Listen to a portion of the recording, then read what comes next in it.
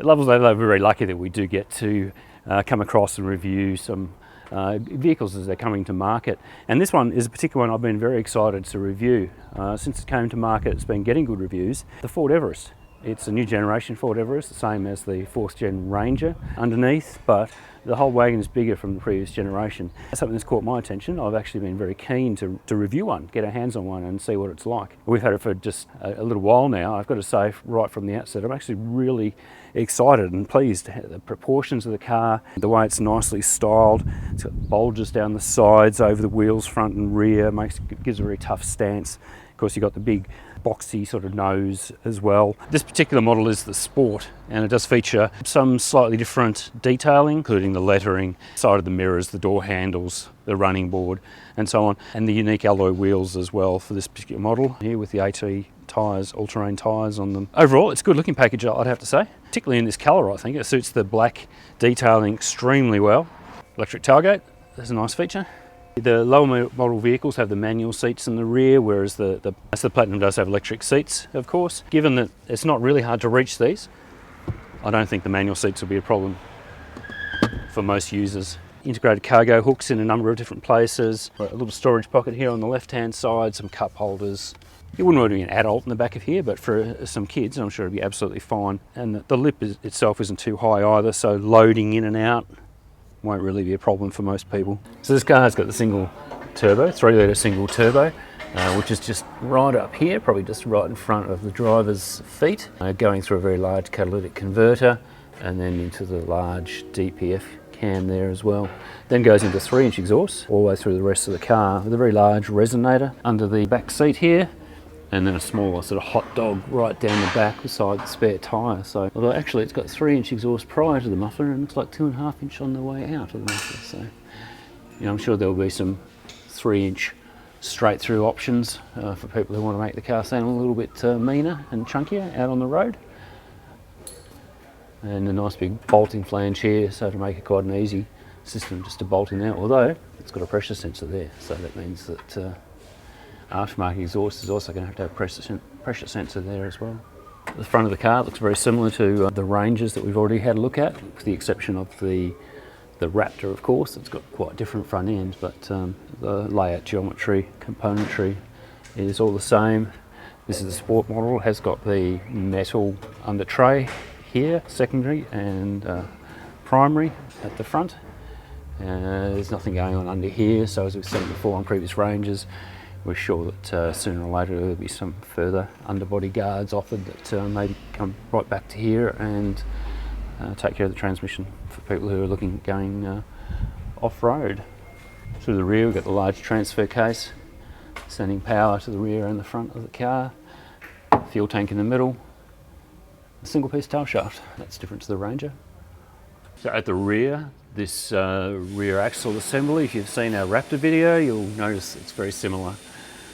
Watts link with the 2 control arms, coil sprung, shock absorber mounted on the front of the diff and then outboard of the chassis. Fairly large sway bar across the back as well. So yeah, clearly a common link with the Raptor version of the Ranger. This is the exhaust, as I was saying, coming through over the top of the axle with a resonator just at the rear. It lends itself quite nicely to an aftermarket system to give it a bit more of a note. The chassis on the car is the same as the Ranger generically. And you can see here with the Ranger, when it's got the tub on, there is a room for the step at the back, and so that's quite a gap that it can go into there. Right at the back beside the spare tyre, this is actually the windscreen washer reservoir, and yeah, it's very large. Some people, I'm sure, take a little umbrage to it being a plastic. Obviously, the pump is under here. It's protected by a plastic cover. Time will tell whether or not that'll be vulnerable to rocks out on some of our bigger roads. Under the bonnet of the Everest, we can see here this is the V6 single turbo model, and it's really quite a short engine, I guess you could say. Fairly compact. We do have plenty of good room over here. A nice little auxiliary battery package would be able to go on there, I'm sure. Plenty of space at the front here as well. I don't know if anyone would be able to make use of that. We do have fuses, etc. over here. There's not a lot of room in this area, so unlikely to use that space for much in the way of accessories. So the air filter here feeding down into the single turbo, just there coming out through an intercooler at the front of the car, and then feeding back into the throttle body into the intake manifold on top of the engine just there. Got a nice looking little engine cover on it. Oh wow, that's actually foam. When looking over this side, we actually see that the inner guard here is actually plastic. So if someone is going to do a dual battery in this situation, it's going to require quite an extensive battery tray to mount. So I think we'd be looking in the back of the car for an auxiliary battery. Okay, as we jump into the driver's seat here, it's a very homely kind of position, I'd have to say. It suits me really well. The steering wheel's got good reach, the door armrest, and even the window is at a good height. The elbow rest here under the console is a good position as well. Even the pedal layout is very nice too. The screen, what a big screen, look at that. Massive big colour, full width height screen right in the middle with plenty of information, particularly in this view here. You see it takes a while to digest it. Fuel information, temperature information. Yeah, so with the steering wheel control we can go through the range of display options here, and options for the car such as auto stop start at traffic lights, seatbelt warnings, audio information, trip computer information, a couple of those, average fuel economy.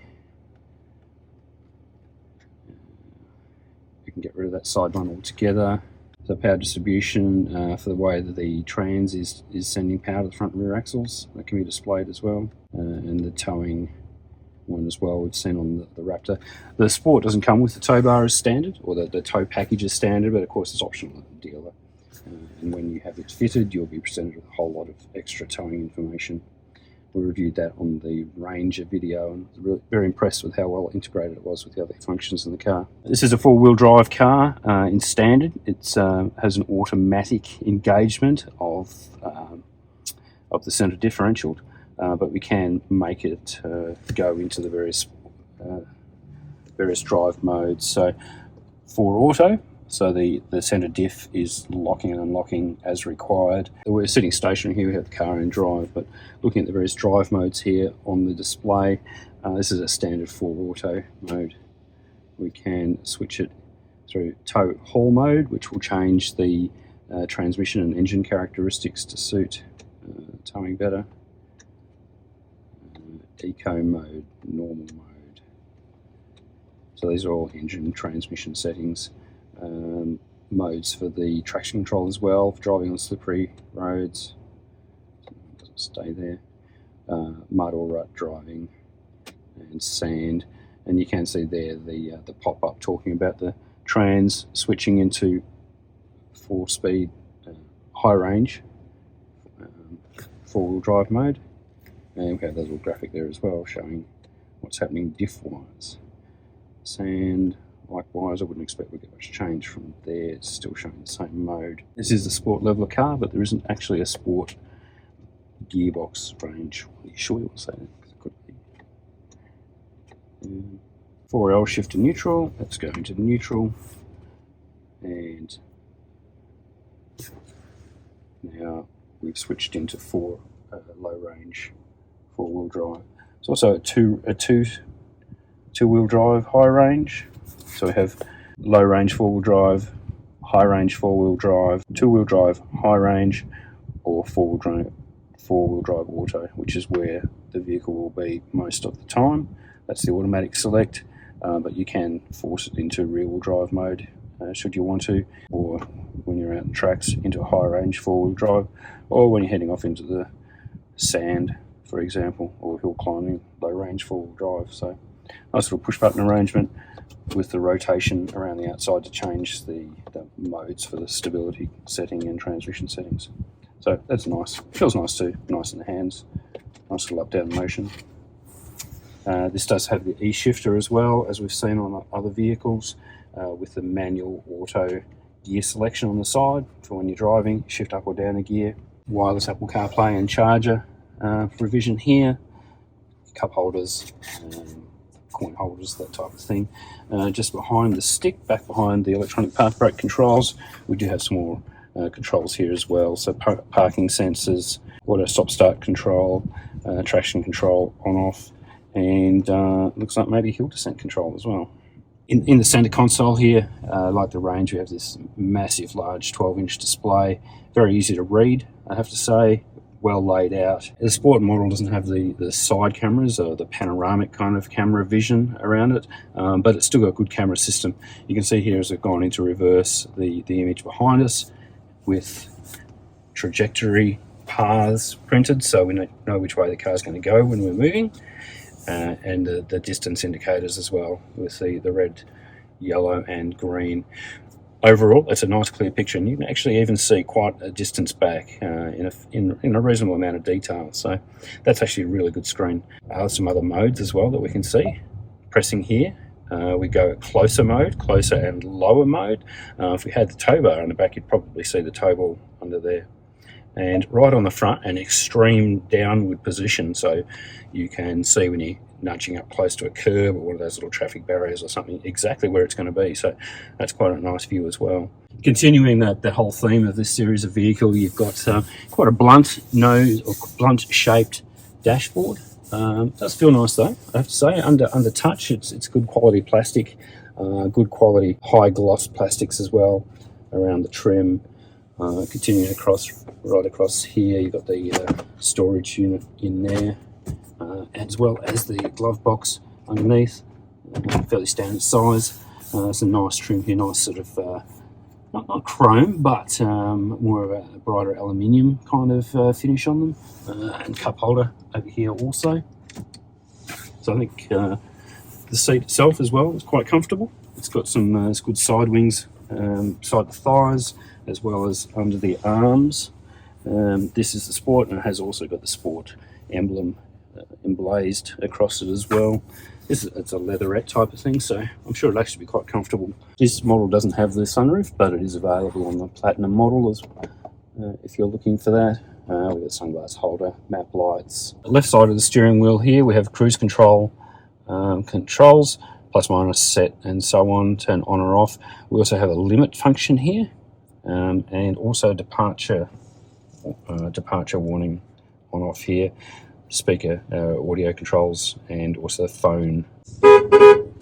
Very loud horn too, actually, I have to say. These days we're used to horns on cars which aren't very impressive, but this is actually very loud. It's good. It's a GVM on the car. It's 3150, and gross combined mass is 6250. So that should be plenty for most families to use. One of the things you notice straight away in driving is the steering wheel, the steering is quite light, but it's well balanced, I have to say. It does feel good. You can't feel the power assistance coming in or out at all. Transmission is the typical 10-speed feel, nice and progressive, nice and smooth. Does its thing without any drama. It's no wonder it's becoming such a popular gearbox in so many makes around the world. It's actually my first drive of the 3-litre V6, and it does seem quite responsive, quite smooth, as you would expect. You know, there's a step up from the 2-litre. So, who would buy this car? I think it's been aimed fairly and squarely at the larger wagon 4-wheel drive market. Think of Prado, Patrol, maybe Cruiser as well. It's a bit of a step up, obviously, from where it was before. It's probably a bit larger than the MUX as well. I think Ford have really made an effort to just change the demographic of this car, or they've seen a niche in the market where they can sort of push it into the larger size wagon category. And that's really what got me excited about having a look at it in the first place. I've driven large wagons for many years, and I like the category. I like how useful large wagons are. And so seeing this come to market being a larger vehicle than before really made me sort of think it'd be worth having a look at and to take it for a drive and to see how it performs. So modification wise, what we should do, I imagine there'll be a lot of these going out to the country, so the people will be looking for bull bars, additional protection on the front end. A lot of them, if it does make big inroads into that sort of Prado market as well, we'll be thinking about beach work, off-road touring, that kind of thing, and there's no reason they shouldn't be. This will be a highly capable car, in which case perhaps you would be looking for auxiliary batteries, maybe some storage in the rear if you don't have a lot of families. I'm sure it'll be a good tow car. It is rated a 3,500 kilo tow, which is a little bit different as well.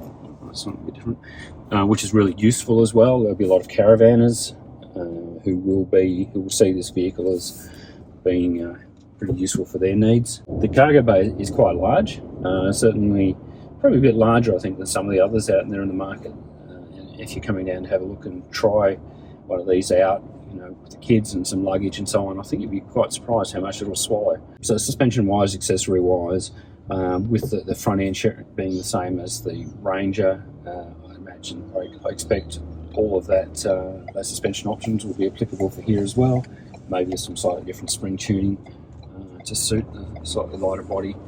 The rear end being coil sprung will be quite easy for suspension guys to come up with lift kits for the overall package. Front end being similar to Ranger, the bull bar and so on will be pretty much the same as that. Side rails, all that kind of thing as well, I'm sure will come to the market quite quickly. There will be options for electrical accessories. You could go the factory tow route, or an aftermarket tow bar and tow controller setup. There'll be those available as well quite quickly. So I think the manufacturers generally see this as a pretty important vehicle for Ford in the market, being that it's changing category from where it was into be a slightly larger vehicle. It's going to attract more attention, I think, and more families will be attracted to the car. Everything comes to hand quite quickly, quite easily. Ergonomics are good. The usual controls over here, you've got mirrors, windows on the handle. You have got memory seating as well, 3 memory seats, positions.